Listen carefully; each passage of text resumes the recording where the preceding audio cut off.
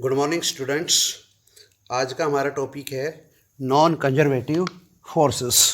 Non conservative force कह लीजिए या फोर्सेस कह लीजिए। Non conservative forces.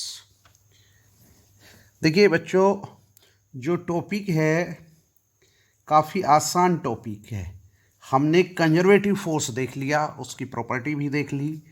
Non conservative force क्या है अब ये देखना है हमने। तो बेटा नॉन कंजर्वेटिव फोर्स क्या होता है कि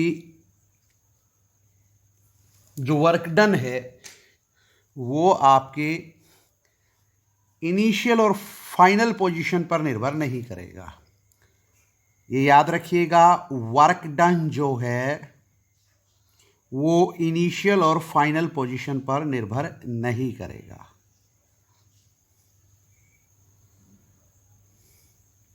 क्लियर?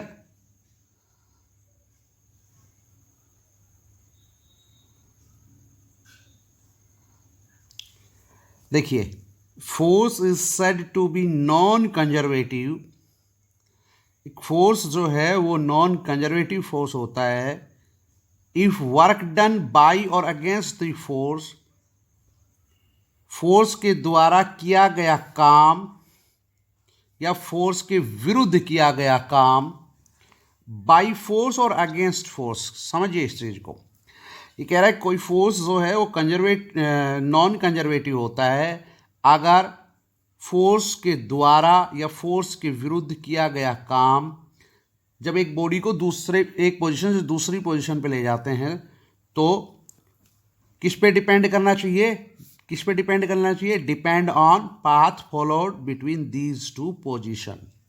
यानी यहां पाथ फॉलोड के ऊपर ही आपका वर्क डन निर्भर करेगा।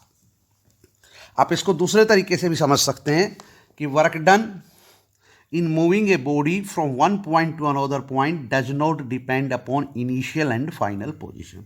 जैसे फॉर एग्जांपल आप समझे कि एक पॉइंट ये ए है और एक पॉइंट ये बी है।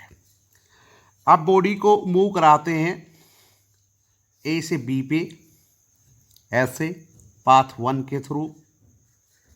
अब बॉडी को आप ऐसे भी मूव करा सकते हैं वहाँ पे ए से बी तक सेकंड पाथ के थ्रू। आप बॉडी को ऐसे भी मूव करा सकते हैं वहाँ पे थर्ड पाथ के थ्रू। तो मान लीजिए इसके अंदर वर्क डन हुआ W1, सेकंड पाथ से गए तो वर्क डन हुआ W2 और थर्ड पाथ से गए तो वर्क डन हुआ W3। बेटा यहाँ पे आपका W1, W2 और W3 बराबर नहीं होंगे। क्यों? क्योंकि कंजर्वेटिव फोर्स जो था उसमें तो वर्क डन किस पे निर्भर करता था? इनिशियल और फाइनल पोजीशन पे। फिर आपका पाथ चाहे जो भी था, ये था, ये था, ये था, कोई भी पाथ था, केवल इनिशियल और फाइनल पोजीशन पर निर्भर करता था। इसलिए आपका W1, W2 और W3 बराबर होते थे।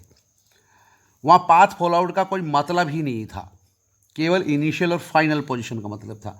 लेकिन ये नॉन कंजर्वेटिव फोर्स की बात हो रही है। तो नॉन कंजर्वेटिव फोर्स वो होता है जिसके द्वारा या जिसके विरुद्ध किया गया काम इनिशियल और फाइनल पोजीशन पर निर्भर नहीं करेगा, बल्कि किस पे करेगा? Depend on path followed between these two position. एक पोजीशन ये हो गई, एक पोजीशन ये हो गई। बॉडी को ए से बी पे ले गए, पाथ फॉलोड जो है उसके ऊपर निर्भर करेगा। चूंकि ये पाथ तीनों ही अलग अलग है तो तीनों में जो वर्क डन हुआ वो अलग अलग होगा नॉन कंजर्वेटिव फोर्स के अंदर।